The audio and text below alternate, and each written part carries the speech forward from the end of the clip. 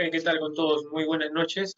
Buenas noches a Club de Abogados, también obviamente a los presentes, a quienes también me imagino me están viendo ya de manera diferida. Como se ha mencionado, esta es la última sesión. En esta última vamos a ver los aspectos complementarios de la actividad acuícola. Ya hemos visto un poco de lo que corresponde a las políticas públicas, la institucionalidad, el marco normativo general, y también hemos visto también lo que corresponde a los procedimientos en sí, ¿no? El otorgamiento de títulos habilitantes como concesiones, autorizaciones, vemos también un poco de lo que corresponde a la legislación de recursos hídricos, enfocados obviamente en la acuicultura, en las licencias que involucra todo este tipo de actividades. Pero como habíamos mencionado, existen evidentemente consideraciones adicionales para el desarrollo de la actividad. Pudimos apreciar incluso la sesión pasada como en algunos casos, por ejemplo, en el caso de los procedimientos de ventanilla única, se requiere, antes de otorgarse el título habilitante de hacer una concesión, la certificación ambiental. Esto involucra, pues, que quien desea desarrollar la actividad acuícola deba tener en consideración todo el marco normativo que corresponde al tema ambiental. Pero no solamente esto, ¿no? También hemos mencionado que ya en sí, en el desarrollo de la actividad acuícola, también es necesario tener en consideración los aspectos relacionados a la sanidad. Sanidad que, como hemos mencionado, se bifurca en el tema de inocuidad, en el tema obviamente relacionado a la labor de Sanipes, relacionado a lo que corresponde pues las supervisiones, ¿no? Tanto al tema propiamente de la actividad productiva desde el punto de vista de la sanidad, como también a los diseños que se pueden realizar en el marco justamente de los monitoreos necesarios para lograr que la producción sea justamente tanto lo más adecuada a nivel de consumo humano, como también obviamente a nivel de prevenir potenciales enfermedades al mismo producto que luego puedan incluso afectar a otras unidades acuícolas. Dicho esto, entonces, esta sesión vamos a abordar estos dos grandes puntos. Vamos a terminar también con un tema relacionado al tema de la promoción de la actividad acuícola. Es necesario también conocer ese marco jurídico. Hay algunos beneficios que es importante tomar en consideración, toda vez de que, bueno, pues no, la actividad acuícola es una política del Estado. A través de sus distintos marcos normativos ha intentado ciertamente pues establecer parámetros específicos a nivel de beneficios tributarios, acceso a fondos y demás, que pueden ayudar obviamente pues a quien desea desarrollar la actividad acuícola sobre esta índole. Además está decir que a mitad de sesión vamos a tener un pequeño receso de 5 minutos, en cuales si ustedes lo creen conveniente pueden incluso aprovechar para desarrollar sus dudas o consultas, ¿no? Respecto a lo comentado en la sesión, a efectos de que se pueda absolver al final de la misma. Muy bien, entonces vamos a empezar. El logro de esta sesión, como ya hemos mencionado, es conocer estos aspectos ambientales, sanitarios y de promoción. La idea no es entrar de lleno porque obviamente cada marco normativo de por sí mismo es muy frondoso, por así decirlo. Las normas de Sanipes pues, son variadas, las normas ambientales también lo son. Pero la idea es conocer obviamente lo más relevante, lo más resaltante en cada uno de estos marcos normativos. Es importante considerar desde el punto de vista de la acuicultura, ya se ha construido todo un marco normativo que corresponde ciertamente pues al desarrollo de aspectos ambientales importantes, aspectos sanitarios también que son necesarios conocer, y también obviamente el tema de promoción. En esa línea pues vamos a intentar hacer de manera sucinta una revisión de todo este marco normativo a efectos de que ustedes puedan conocer justamente las consideraciones más principales.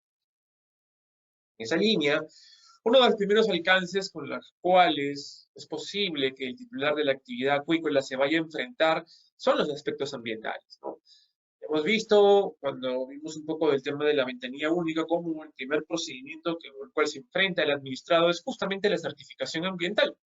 Esa certificación ambiental pues involucra una serie de pasos incluso previos a la presentación del procedimiento que va a involucrar conocer ese marco normativo al que hace referencia la denominada certificación ambiental. Y obviamente para tener un mayor alcance de lo que se comenta, pues ciertamente es importante saber dónde se ubica todo este marco normativo, ¿no? Hemos visto en sesiones pasadas que, por ejemplo, espero que estén viendo mi cursor, Lo que corresponde a la Ley Orgánica de Aprovechamiento Sostenible de los Recursos Naturales es donde se va a bifurcar luego la Ley General de Acuicultura, su reglamento, también va a venir el tema del reglamento de fiscalización pesquero-acuícola. Y obviamente, pues este apartado está más referido a la gestión sostenible del recurso natural. La idea que hemos visto hasta este momento es esto, ¿no? Hemos visto cómo el recurso natural se va manejando de manera sostenible, bajo la aplicación de principios, bajo la aplicación también pues, de disposiciones concretas específicas, ¿no? Ya sea desde el nivel mínimo de tonelaje o toneladas brutas que exige la norma, ya sea desde los cuidados en el entorno, desde la misma política pública a nivel de capacitación y fortalecimiento de capacidades, todo el manejo que se hace en materia del recurso hidrobiológico en acuicultura emana de ese marco normativo. Pero cuando hablamos de temas ambientales, ciertamente pues tenemos que irnos del otro lado. Si bien es cierto, todo parte de la Constitución, si lo queremos ver en el caso de recursos naturales, artículo 66, pero cuando hablemos de temas ambientales específicamente, tenemos que remitirnos en la vía constitucional primero en el numeral 22 del artículo 2 de la Constitución, obviamente que hace referencia al derecho a gozar un ambiente sano y equilibrado. Pero si queremos entrar más a detalle en dónde va a llegar la materia acuícola, hay que justamente ir avanzando en ese marco normativo y lo que ustedes están viendo ahí, obviamente, pues luego de esa consideración establecida en la Constitución, viene de lleno la Ley General del Ambiente. La Ley General del Ambiente es una norma que a pesar de sus años, es una norma aprobada en el 2005, aún sigue vigente, sus disposiciones evidentemente le siguen siendo aplicables a todas las actividades económicas que se desarrollan. En su contenido está, por ejemplo, las ideas bases o las ideas fuerzas de respecto a la responsabilidad que tiene quien genera una actividad económica, ¿no? La ley precisa, por ejemplo, que toda aquella actividad económica que vierta bueno, pues efluentes, ¿no? Genera emisiones, también genera residuos sólidos, contamine suelo, aire o agua, es responsable directamente por dichas acciones, ¿no? Esto obviamente es aplicable a todo tipo de actividades económicas, pero como se advierte, también va a impactar en lo que corresponde, pues, la idea de la actividad acuícola como tal, toda vez de que sigue siendo una actividad económica, y sobre la base de ello, pues, se desarrolla dicha actividad y dichas características que pueden justamente coincidir con algunos aspectos que podría justamente advertir una potencial afectación en el medio. La Ley General del Ambiente además también despliega una serie de instrumentos de gestión ambiental que también van a ser de similar interés respecto al tema acuícola, como por ejemplo los estándares de calidad ambiental, que es el tema agua, ¿no? Tema importante toda vez de que justamente pues cuando ya hablemos un poco de los aspectos más ambientales precisos o específicos, va a ser una de las obligaciones, ¿no? Realizar los monitoreos tanto para la evaluación del impacto ambiental como también para el desarrollo de la misma actividad económica. Entonces, la Ley General del Ambiente es un marco normativo general, sí, pero aplicable a la actividad acuícola en la medida que plantea las bases de las obligaciones ambientales a las que está sometido el titular de la actividad acuícola. Eso involucra, evidentemente, pues conocer que hay un marco normativo sobre residuos sólidos, sobre estándares de calidad ambiental para aire, agua, suelo, ¿no? Que van a ser, obviamente, cuando corresponda, de aplicación en la actividad acuícola. Pero también la Ley General del Ambiente nos habla de un marco de gobernanza interesante, ¿no? Que concretamente es el Sistema Nacional de Gestión Ambiental. Este Sistema Nacional de Gestión Ambiental tiene una propia norma, que es la Ley 28245, es una ley que incluso nace un año antes que la misma Ley General del Ambiente, pero en correlación con la Ley General del Ambiente hace un engranaje interesante, porque evidentemente esta ley establece pues una serie de principios bases para la administración pública en materia ambiental. Plantea, por ejemplo, la Rectoría del Ministerio del Ambiente en algunas consideraciones relacionadas justamente a la definición de lineamientos bases para que el resto de autoridades ambientales, como por ejemplo pues el Ministerio de la Producción como autoridad ambiental sectorial, pueda desplegar luego una serie de mecanismos necesarios a nivel regulatorio o a nivel de herramientas, ¿no? Por ejemplo, esta ley como tal establece todo un marco interesante en lo relacionado a la participación ciudadana, que si bien es cierto, en la medida bueno, en la actualidad ya se cuenta con un reglamento de participación ciudadana específico para el sector pesquero acuícola, lo cierto es que la mayoría de su esencia parte justamente de estas disposiciones, de estas herramientas que están contenidas en esta ley marco y su reglamento. Disposiciones como, por ejemplo, las modalidades de participación ciudadana. No solamente estamos hablando de participación ciudadana desde el punto de vista de la evaluación del impacto ambiental, sino también estamos hablando de la participación ciudadana desde otros énfasis, ¿no? Perdón, de otros vertientes, como por ejemplo la vigilancia, la fiscalización ambiental, la supervisión ambiental, según como lo queramos llamar, también forman parte justamente de estos mecanismos. En esa lógica, pues se advierte que el Sistema Nacional de Gestión Ambiental también va a ser otra fuente interesante para conocer, porque de ahí se va a desprender una serie de rectorías que nos van a ayudar a entender por qué, por ejemplo, el Ministerio de la Producción, cuando quiera desplegar o desarrollar un marco normativo ambiental, primero tiene que pasar por el Ministerio del Ambiente, toda vez de que en el marco del Sistema Nacional de Gestión Ambiental corresponde, ¿no?, por norma, que el Ministerio del Ambiente se pronuncie en relación a cualquier propuesta ambiental sectorial, incluida obviamente en el sector acuícola, ¿no? Pero el Sistema Nacional de Gestión Ambiental también luego se va a ramificar en una serie de sistemas específicos, obviamente, que nos van a hablar, por ejemplo, de los mecanismos de evaluación de impacto ambiental. Tenemos el CEIA. Esos mecanismos o esas disposiciones establecidas en el CEIA, también que cuenta con un reglamento general, ¿no?, el Decreto Supremo 019/2009 MINAM, también le van a ser aplicables hasta nuestros días en la legislación acuícola. Por ejemplo, cuando hablemos de los términos de referencia de un estudio de impacto ambiental semidetallado en materia acuícola, no hay que recurrir, por lo menos hasta este momento, a la actividad, a la regulación sectorial, sino que hay que recurrir, por ejemplo, al anexo 3 o al anexo 6, ¿no?, o el anexo 5 del reglamento del CEIA, donde están obviamente los términos de referencia generales, que también evidentemente quienes están familiarizados con estos procesos tampoco no es nada del otro mundo, básicamente es el contenido base de un estudio de impacto ambiental, con la diferencia de que cuando hablemos, por ejemplo, de instrumentos de gestión ambiental más complejos como los estudios de impacto ambiental detallado, pues va a requerir, por ejemplo, la elaboración de una estrategia de manejo ambiental, una EMA, con una serie de planes que, por ejemplo, otros estudios no lo cuentan, ¿no? Plan de relaciones comunitarias, por ejemplo, o lo que corresponde al tema importante de medidas específicas, ¿no?, de compensación, si es que corresponde también, pues, ¿no? Todo eso deviene del CEI. Entonces, también quiere decir que es un marco normativo que para la actividad acuícola se debe conocer, toda vez de que, a pesar de que hay una norma sectorial específica, también hay partes o aspectos que devienen del CEIA que les van a ser aplicables a las actividades acuícolas cuando, por ejemplo, se está elaborando un estudio ambiental.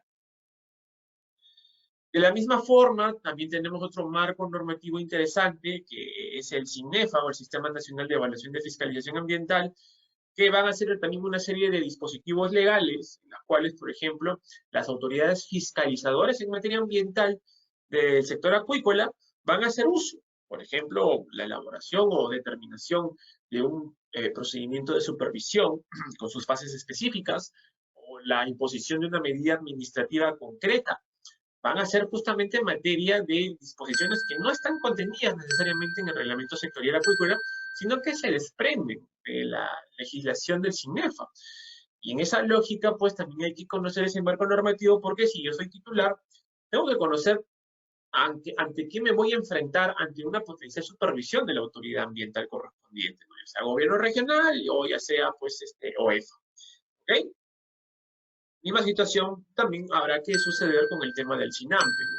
Por ejemplo, en la sesión pasada se me consultaba qué pasa cuando se desarrolla una actividad acuícola en una zona de amortiguamiento y no cuenta con permiso o concesión o autorización en este caso, y adicionalmente a lo dicho hay una potencial situación de conflictividad, ¿no? Y evidentemente lo primero que podríamos identificar es que el titular que desarrolló estas actividades debió conocer, por ejemplo, el artículo 116 de la Ley de Áreas Naturales Protegidas, que involucra la parte del SINAMPE, que habla de la compatibilidad, ¿no?, compatibilidad que obviamente es un requisito previo antes del otorgamiento del derecho. Entonces, en esa lógica, el titular de la actividad acuícola también debe conocer las normas correspondientes a las áreas naturales protegidas, específicamente el SINAMPE, y específicamente aún más el artículo 116 del reglamento, en la medida de que va a ser un requisito sustancial si es que yo quiero hacer mi actividad dentro de un área regional, un área de conservación regional, perdón, una ACR, un área natural protegida de uso directo, una ANP, o una zona de amortiguamiento de una ANP, una ZA. Entonces, todo eso justamente involucra conocer ese marco normativo del SINAMPE, ¿no? Y bajo ese alcance también, obviamente, y espero que me puedan seguir, ¿no? Estamos haciendo un descenso en lo que corresponde a estas normas. También, como hemos hablado ayer, pues hay que conocer un poco de la legislación de recursos hídricos, porque obviamente nos vamos a enfrentar a una serie de trámites ante la ANA, donde obviamente vamos a tener en consideración no solamente la tramitología, es decir, no solamente que la ALA es la encargada, que, bueno, pues me va a otorgar un derecho en materia de uso hídrico, sino que también debemos conocer ciertamente a qué nos estamos supeditando a nivel de obligaciones. Si bien es cierto, la actividad acuícola como tal tiene dos autoridades por excelencia en materia de fiscalización ambiental, que es el gobierno regional y OEFA, también hay que considerar que se le suma a ello la ANA, en la medida de que también va a fiscalizar, por ejemplo, la ejecución del derecho de uso de agua que se me ha otorgado. Bajo ese alcance, pues, también hay un marco normativo dentro del Sistema Nacional de Gestión de Recursos Hídricos que habla sobre las obligaciones en materia de recursos hídricos, y una de ellas es, por ejemplo, respetar los volúmenes que se me han otorgado para el proceso productivo que he solicitado, entre ellos, obviamente, la acuicultura. Entonces, una vez ya conocido todo ese marco normativo que va a ser aplicable a mi actividad, ya podemos ir de lleno al reglamento sectorial. El reglamento sectorial, evidentemente, en algunos aspectos va a ser un reglamento de remisión, es decir, que va a ser un parafraseo, por así decirlo, a las normas del CEIA, a las normas del CINEFA, del SINAMPE, o de la legislación de recursos hídricos, o de la ley general del ambiente, y en otros aspectos, evidentemente, ya más específicos, más técnicos, propios de la actividad, sí va a entrar a detalle, sí va a regular cosas interesantes, de las cuales obviamente vamos a comentar en esta sesión. Pero es importante, obviamente, que ustedes conozcan de dónde se desprende toda esta regulación, porque no es simplemente conocer el Decreto Supremo 012 de 2019 produce. Antes bien, hay que conocer todo ese marco normativo que hemos mencionado, ¿no? Antes de entrar de lleno, pues, a lo que corresponde a la regulación sectorial, sí es importante que ustedes conozcan cómo, por ejemplo, funcionan algunos sistemas que va a ser de utilidad cuando hablamos, por ejemplo, de la actividad acuícola, ¿no? Ustedes pueden apreciar ahí, es una gráfica que básicamente intenta explicar cómo el Sistema Nacional de Evaluación del Impacto Ambiental opera en la realidad, ¿no? Si ustedes ven, en un margen tenemos a su ente rector, que es MINAM, ¿no? Quien no solamente, pues, como rector se encarga de supervisar la ejecución correcta de este marco normativo por parte de otras autoridades, sino que también, pues, por ejemplo, emite guías, ¿no? Si alguien aquí en esta sesión, por ejemplo, es consultor ambiental o tiene su consultora ambiental, pues no me sabrá mentir de que en muchos casos se recurren a las guías de MINAM para el levantamiento de la línea base, para, por ejemplo, la determinación de la significancia del impacto ambiental. Todo eso deviene, obviamente, de la legislación del CEIA, ¿no? Y sobre todo las guías que el Ministerio del Ambiente ha tenido bien a aprobar, porque como ente rector está facultado para tal situación.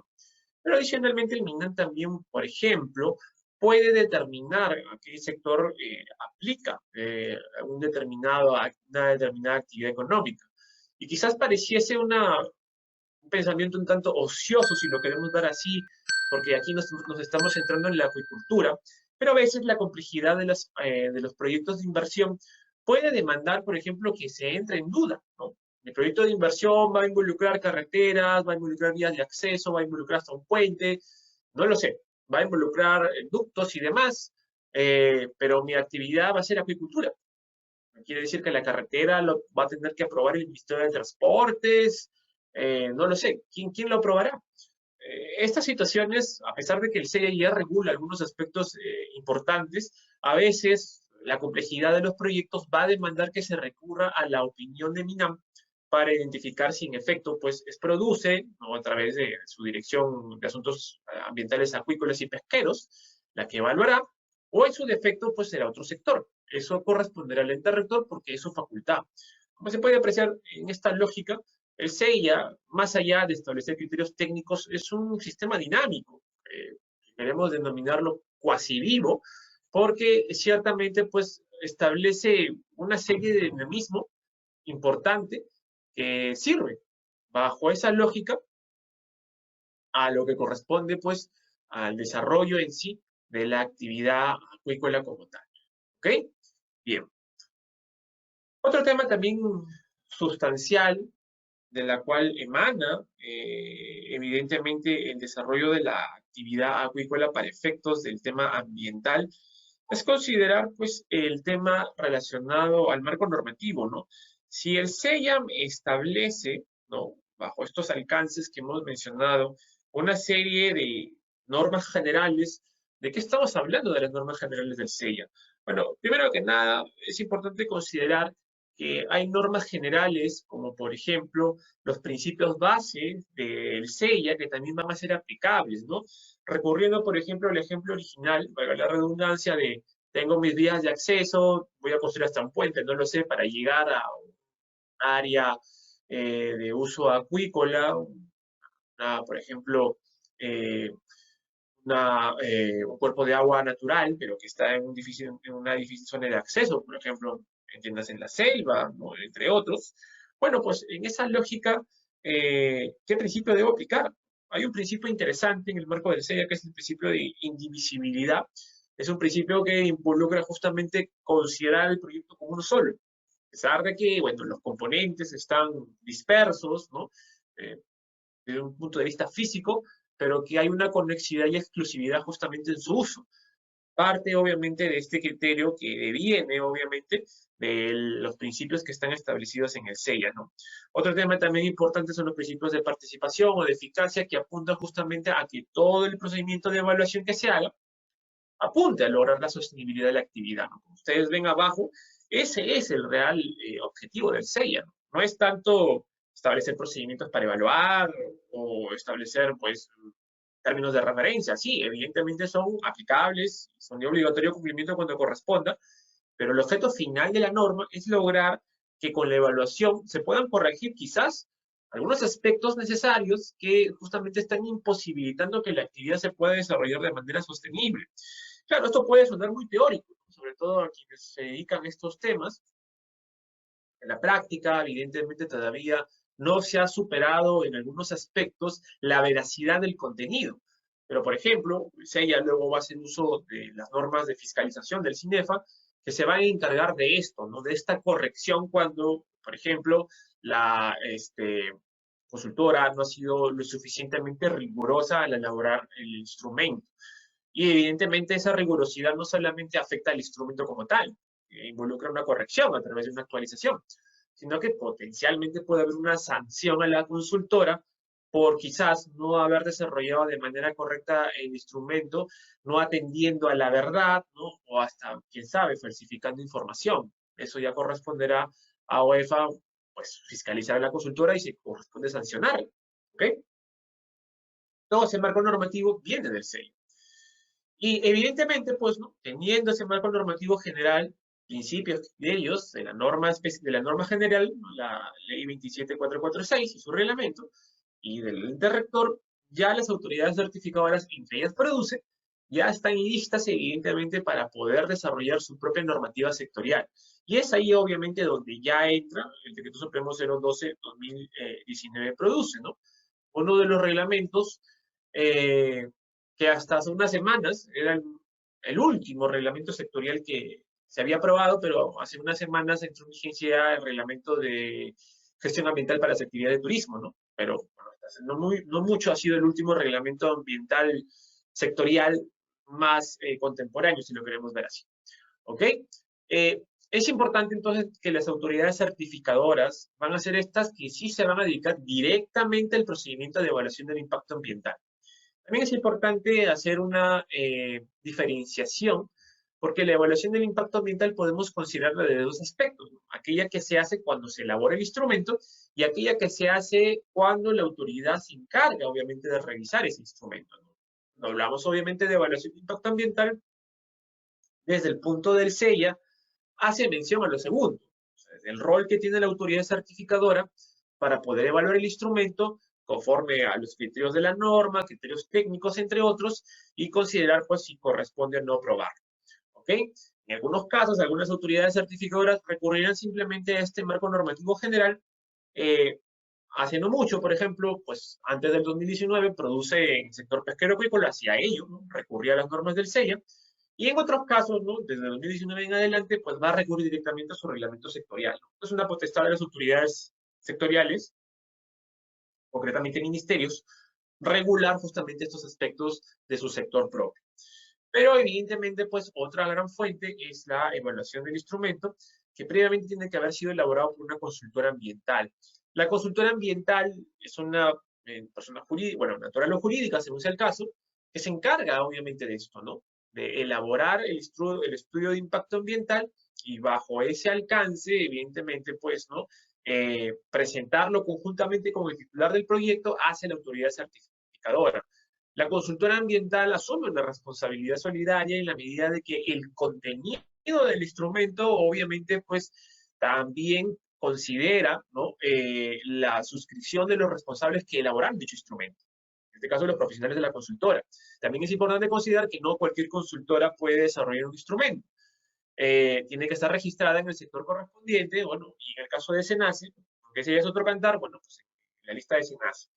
En el sector acuícola todavía no hay transferencias en NACE, solo ha habido gobiernos regionales, por lo tanto, a lo largo de esta sesión nos vamos a, pues, simplemente abocar a gobiernos regionales y el Ministerio de la Producción.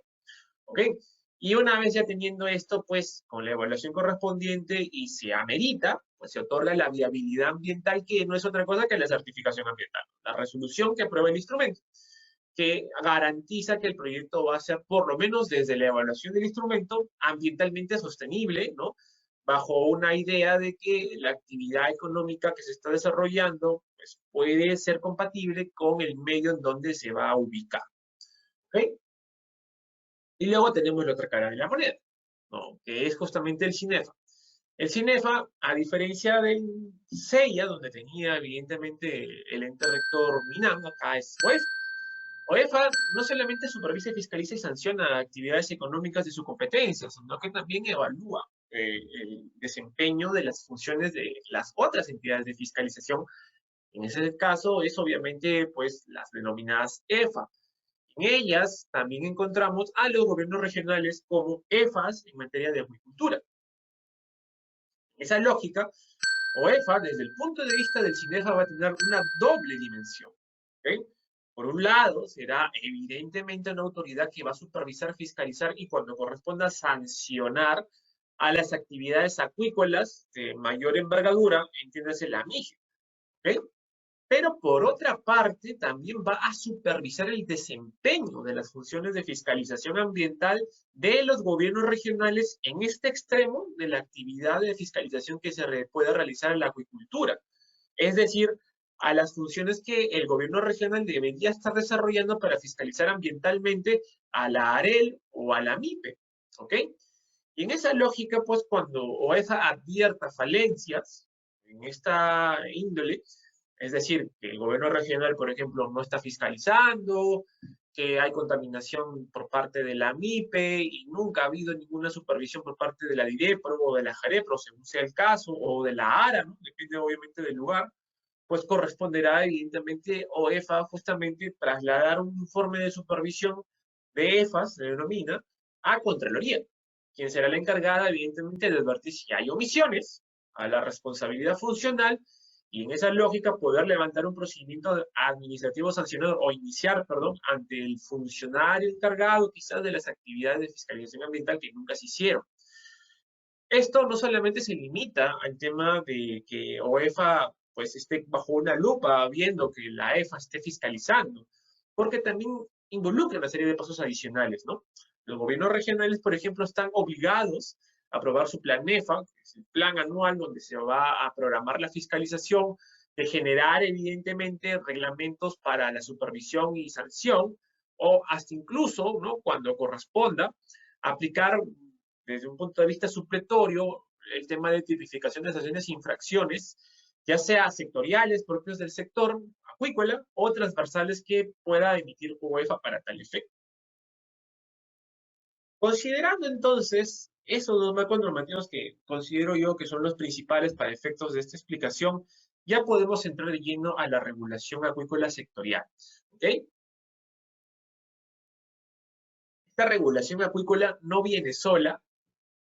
Como ustedes pueden apreciar, el reglamento establecido en el Decreto Supremo 012-2019 produce, es un reglamento aplicable para tres tipos de actividades, ¿no? La pesca industrial, la pesca, evidentemente, una actividad netamente extractiva, generalmente que se realiza en zonas más allá de las 5 millas, ¿no? Que tiene por objeto luego, obviamente, aprovechar, no lo sé, pues, ¿no? La anchoveta, entre otros, ¿no? Y otros peces